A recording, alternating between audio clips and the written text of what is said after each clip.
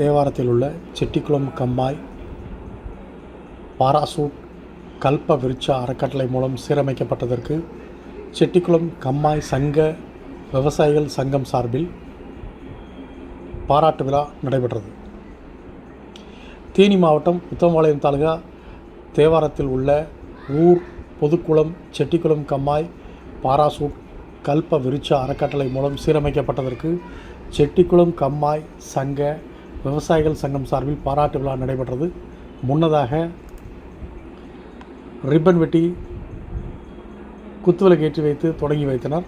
தொடர்ந்து செட்டிக்குளம் கம்மாய் பகுதியில் பனை விதையும் நடைபெற்றது. இதில் சிறப்பு விருந்தினராக மாவட்ட ஊரக வளர்ச்சி முகமை திட்ட இயக்குனர் தமிழரசி மற்றும் பாராசூட் கல்ப விருட்சா மேலாளர் சாஜி குமார் பங்கேற்று பேசினர்.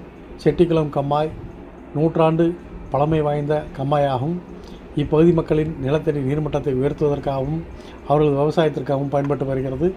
40 ஆண்டு காலமாக இப்பகுதியில் உள்ள செட்டிக்குளம் கம்மாயினை யாரும் தூர்வாரப்படாமல் சீரமைக்கப்படாமல் இருந்ததால் இதனை கருத்தில் கொண்டு கல்ப விருட்சா அறக்கட்டளை மூலம் சீரமைக்கப்பட்டது என்பது குறிப்பிடத்தக்கது. இந்த நிகழ்வில் ஏராளமான விவசாய பெருமக்கள் ஊர் பொதுமக்கள் கலந்து கொண்டு சிறப்பித்தனர்.